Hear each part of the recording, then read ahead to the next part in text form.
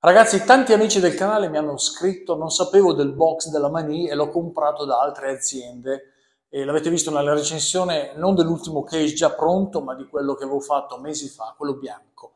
Ebbene, questi box hanno un telaio saldato, sul frontale le viti che vanno a chiudere le celle, quindi il frontale è piatto in tutti, ma dietro c'è il profilo delle saldature, dei tubi di metallo.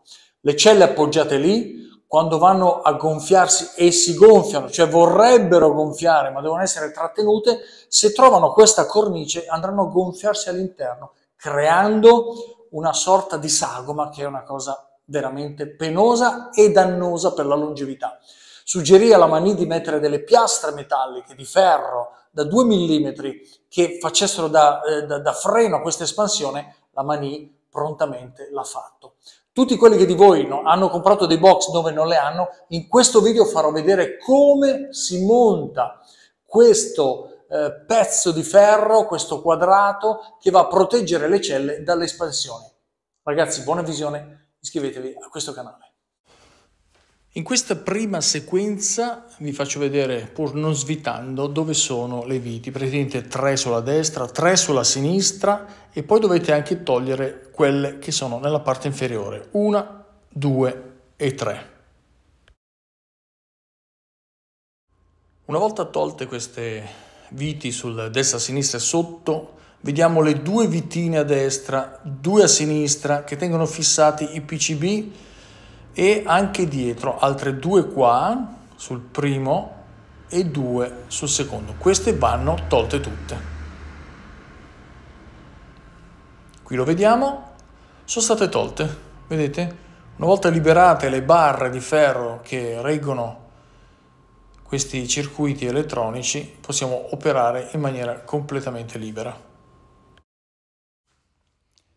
Praticamente dovete svitare a questo punto 3 a destra, 3 in mezzo e 3 a sinistra. Sono le viti che staccheranno o allenteranno la piastra frontale. Dopodiché prendete 2 cacciaviti piatti molto larghi, se no 2 leve, che è meglio ancora. Io adesso con la telecamera in mano sto facendo un esempio. Dovete spingere le batterie in là praticamente per creare lo spazio idoneo a far entrare la piastra metallica, che dovrà essere ovviamente connessa per ultima, cioè metallo su metallo e poi gli isolanti.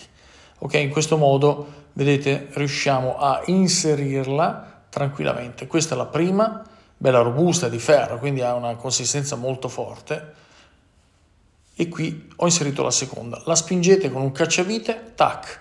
Abbiamo messo le 2 piastre, abbiamo reso omogenea la superficie di contatto, non solo davanti dove c'è la piastra, diciamo quella originale, vedete che è intera, ma anche dietro. A questo punto dobbiamo stringere le viti in modo da ricompattare le batterie. Chiaramente qua non saranno strette come quando facciamo noi col fai da te, però è una soluzione questa. Dopodiché rimettiamo le viti di avanti e dietro che reggono il PCB. Una volta fatto questo, facciamo attenzione anche ai 2 poli, vedete che sono isolati questi qua, sinistra e destra, positivo e negativo. Sono troppo vicini al metallo dal mio punto di vista, quindi andiamo a mettere un isolante anche qui sotto. Prendiamo esattamente uno di quelli che ci hanno dato, ne abbiamo in abbondanza, che sono esattamente questi adesivi, e praticamente tagliamo una striscia in modo da avere 2 pezzi o un pezzo unico se riusciamo che possa andare lì sotto. Vedete, qui ne ho tagliati 2, praticamente stacco la parte diciamo di carta siliconica e a quel punto lo infilo sotto facendo una leggera leva. Non è facilissimo, però con un po' di pazienza si riesce. Io preferisco a questo punto sganciare anche il pannello frontale, vedete, riesco ad alzare il polo, a mettere sotto questa sicurezza ulteriore, questo isolante, e a questo punto riuscire a incollarlo. Ecco qua, una volta incollato si pressa e rimane fissato. È una cosa in più, una protezione in più, non si sa mai nel tempo, negli anni cosa succede con il calore, con le vibrazioni. Qui stacco la seconda in modo che vado a completare l'opera sui 2 poli, perché lì, ragazzi, se si dovesse consumare questa guaina arancione, questo termorestringente, e dovesse toccare la carcassa abbiamo anche lì possibilità di fare un cortocircuito.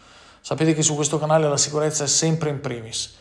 Questo è un po' più lungo, ho preferito fare 1+1 perché è difficile mettere il destra e il sinistra, dopodiché invece taglio, vedete, e qui è a posto. Attacco bene in modo che non si può spostare, è un'ulteriore protezione che dà sicurezza. Adesso procedo ad avvitare le viti, rimetto chiaramente il frontalino in modo da fissare in maniera definitiva il case. Ci vuole un po' di pazienza, però avete visto non è lungo.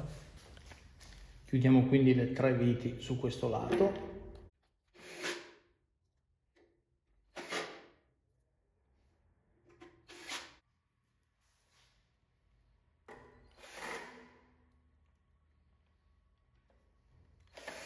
A questo punto iniziamo ad avvitare le prime viti sulla barra di sinistra anteriori, le prime 2 anteriori, dopodiché passeremo a quella destra, sempre le 2 viti anteriori. Una cosa importante è lasciarle morbide perché queste poi devono scorrere per trovare la posizione migliore prima di fissarle in maniera definitiva. Dopo aver messo temporaneamente le 2 davanti, vedete qua ci sono gli altri 4 fori delle viti e anche qui andremo a fissare le viti. Qua le vediamo temporaneamente posizionate in modo che poi scegliamo la posizione perfetta della barra, centrata, con i vari cavetti di regolazione che arrivano dall'equalizzatore attivo e dal busbar che devono essere tutti morbidi, quindi facciamo un lavoro fatto bene e a questo punto possiamo fissarle una dopo l'altra e questo è il lavoro finito,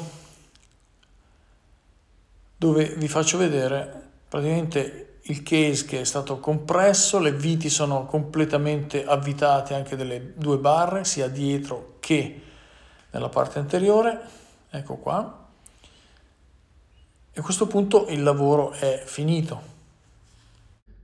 Diamo un'occhiata generale. Dobbiamo fare attenzione a non spingere mai qua, in questa è la zona lunga, qua ci sono le viti, qua ci sono le viti, se schiacciamo qua vedete che flette e questo potrebbe essere un punto di rottura, attenzione, vedete? Sia qui che qua, questo è un punto delicato, non schiacciamo qua, non ci appoggiamo perché questo è sempre insomma un circuito PCB che si potrebbe rompere. Una volta verificato il tutto andiamo a posizionare il nostro diciamo coperchio isolante in epossidico.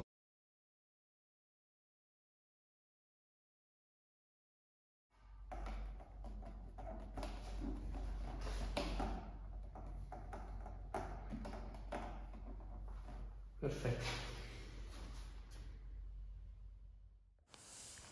E per ultimo il coperchio inseriamo e via. Procediamo quindi all'accensione, schiacciamo il pulsante, aspettiamo qualche secondo, dopodiché schiacciamo il tasto Enter. Qui abbiamo la condizione generale delle batterie. Possiamo verificare anche le condizioni della batteria, se vogliamo, attraverso questi 4 tasti che ci fanno muovere. Qui abbiamo le celle, abbiamo la temperatura, abbiamo gli avvertimenti e la capacità. Ci spostiamo su e giù con i tasti. Andiamo ad esempio a verificare le celle, schiacciamo Enter e qui abbiamo le prime 4 celle, tutte perfette a 325. Poi andiamo giù, abbiamo le altre 4 celle, arriviamo a 12 celle e con questo arriviamo a 16 celle, tutte perfettamente a 3.25.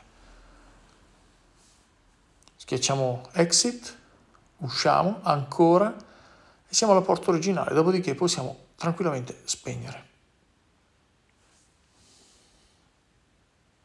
È tutto anche per questo video, ragazzi. È un video breve ma molto significativo perché queste piastre vi salvano le batterie, ragazzi.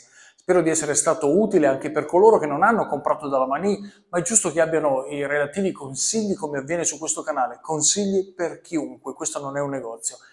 Ci vediamo al prossimo video, iscrivetevi a questo canale se è vostro piacere. Buona serata.